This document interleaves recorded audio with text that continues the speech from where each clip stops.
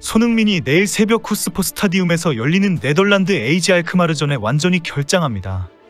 2024-25 유럽 축구연맹 유로파리그 본선 리그 페이즈 3차전이라는 중요한 경기에 빠지게 되면서 부상 이슈가 다시 화제가 되고 있습니다. 오늘 일부 한국 매체에서는 이 소식을 전하면서 상당히 자극적인 제목으로 크게 보도하고 있습니다. 전혀 사실과 다르게 엄청난 부상 재발로 쓰러진 것처럼 전하고 있습니다. 한국 매체들의 보도는 걱정을 해주는 것이 아니라 자극적인 문구로 클릭하도록 유도하는 것처럼 보일 정도입니다. 손흥민 한 경기 만에 또 쓰러졌다. 웨스트햄전 끝나고 통증 알크마르전 제외. 손흥민 부상 재발. 알크마르전 못 뛴다. 손흥민 32살이라 슬프다. 잇따른 부상 재발 나이 때문인가. 손흥민 왜 이러나. 또 부상 아웃. 통증 호소 EPL 원정 맞춰 못 만들까. 한국 매체들이 쓰러졌다라는 표현까지 사용하면서 손흥민의 부상 이슈를 전하고 있지만 전혀 사실과 다른 주장입니다. 포스텍 감독은 손흥민은 웨스트햄전 이후 약간의 통증을 느꼈다. 알크마르전에서는 절대 뛰지 않을 것이라고 단언한 이후 만약 뛸 수 있는 몸 상태가 됐어도 경기에 출전하지 않았을 것이다라고 설명했습니다. 포스텍 감독은 아주 조금 아프다라는 표현을 사용했고 어차피 쉬게 하려고 했다고 전했기 때문에 영국 매체에서는 심각한 부상이 전혀 아니라고 여기고 있습니다. 실제 포스텍이 사용한 표현은 아주 조금 따갑거나 화끈거리는 정도를 말합니다. 염증이 생기거나 통증을 느낄 때에 사용하는 표현이지만 포스텍 감독의 표현은 아주 조금 통증이 있을 정도입니다. 영국 기자들은 포스텍 감독이 처음부터 손흥민을 결장시킬 계획이었기 때문에 훈련하지 않고 회복을 하고 있다는 정도로 이해하고 있습니다. 영국 매체에서는 부상이라는 단어를 사용한 매체는 하나도 없고 부상 재발 같은 지적도 전혀 하지 않고 있습니다.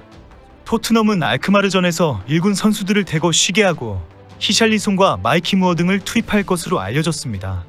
손흥민과 솔랑케, 브레넌 존슨 등 핵심 선수들을 혹사시키지 않고 프리미어리그 경기의 기세를 유지하도록 할 것입니다. 센터백에는 라두 드라구신이 유력합니다. 지난 카라바오와의 경기에서 레드카드를 받아 출전 정지 징계까지 받은 드라구신에게 수비의 핵심 역할을 맡길 것으로 예상됩니다. 중앙 미드필더에는 루카스 베리발이 기회를 얻었고 치열한 유로파리그 경기를 통해 귀중한 경험을 쌓도록 할 예정입니다. 오른쪽 윙에는 17세의 마이키 무어가 출전할 것입니다. 무어는 몇 번의 출전으로 강한 인상을 주었기 때문에 무어의 속도와 기술을 발휘할 기회를 제공하려고 합니다. 센터 포워드에는 히샬리송 출전이 확실합니다. 시즌 첫 선발 출전으로 자신의 득점 폼을 되찾고 토트넘의 공격을 진두지휘하는 경험을 쌓는 것을 목표로 합니다. 왼쪽 윙어에는 손흥민을 대신해서 티모 베르너가 출전합니다. 지난 3월 이후 골을 넣지 못하고 있기 때문에 포스텍 감독은 득점까지 기대하고 있습니다.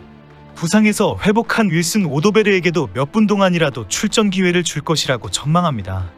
햄스트링 문제를 완전히 털어내버리는 계기로 자신감을 불어 넣어줄 것입니다. 현재 프리미어리그의 많은 팀들이 부상 선수 속출로 큰 어려움을 당하고 있는데 토트넘은 비교적 상황이 좋은 편입니다.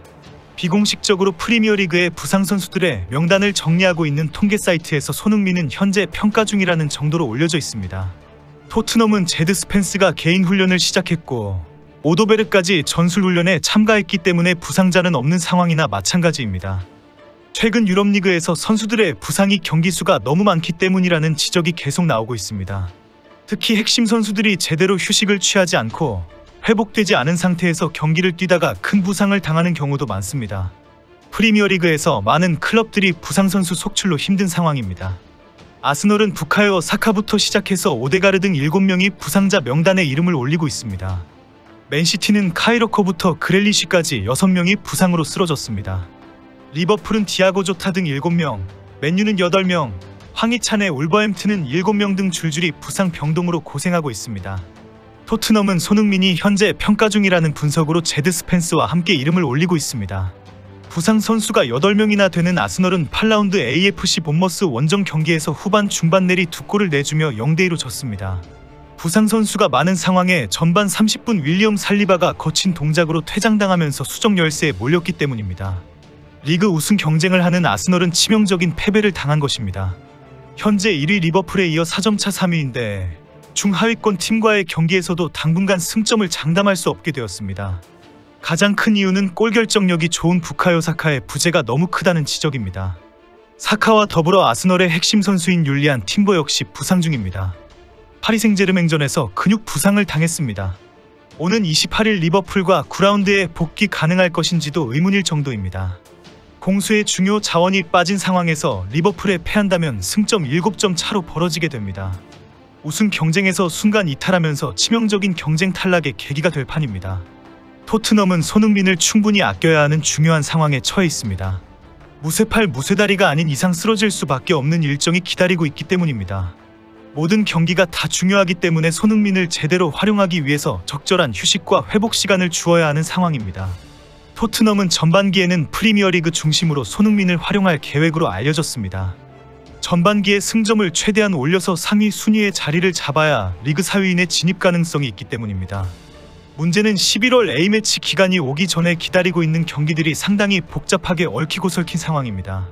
이 기간에 에스턴 빌라와의 리그 경기가 있고 맨시티와의 카라바오컵 리그 경기가 있고 갈라타사라이와의 유로파리그가 기다리고 있습니다. 일단 상대팀이 만만치 않은 기량을 가지고 있는 요주의 팀이고 이번 시즌 우승 트로피 획득에도 반드시 넘어야 하는 팀입니다. 토트넘은 내일 알크마르와의 경기를 치른 후에는 바로 이틀 27일에는 크리스탈 팰리스와의 리그 원정 경기를 치르게 됩니다. 현재 크리스탈 팰리스는 리그 순위 18위에 자리 잡고 있는 최하위 팀이기 때문에 손흥민이 이 경기까지 건너뛰게 될 가능성이 높습니다. 손흥민은 오는 31일에 열리는 맨시티와의 카라바오컵 4라운드 16강전에 출전할 것은 확실합니다.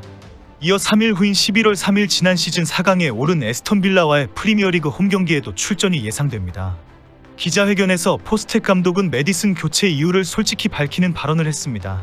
세트피스에 대한 지적이 나오자 전반전에 12개의 코너킥이 나왔다. 하지만 전혀 효과적이지 못했다고 시인했습니다. 특히 전반전에 토트넘의 세트피스가 정말 형편없었다라며 충격적인 자기 고백까지 하면서 취재진들이 놀라는 순간도 있었습니다. 포스텍은 그 이후로 코너킥의 딜리버리가 엉망이었다. 전달이 제대로 되지 않으면 좋은 결과를 얻을 수 없다라고 지적했습니다. 포스텍의 이 발언 이후 영국에서는 메디슨이 코너킥을 차는 것은 이제 끝이다라는 분석이 나오고 있습니다. 메디슨이 웨스트햄전에서 12번의 코너킥 찬스에서 그냥 막 때려버리면서 단 한 번도 좋은 찬스를 만들지 못했기 때문입니다. 후반전에 메디슨이 교체 아웃되고 손흥민이 코너킥을 찼을 때에는 정확하게 전달이 되어서 잘라서 슈팅하기 전술이 가능했던 것과 비교가 되었습니다. 손흥민은 10일 입스위치와의 경기에 결장을 하고 A매치를 치르고 24일 맨시티 원정 리그 경기가 있습니다. 반드시 맨시티를 잡아야 리그 4위 진입 가능성이 조금이라도 높아지는 토트넘입니다. 아마 토트넘에서 손흥민의 팔레스타인전 출전에 무리하지 않도록 강력하게 요청할 가능성이 높습니다. 손흥민이 배려와 존중으로 부상당하지 않도록 해야 하는 토트넘과 홍명보입니다.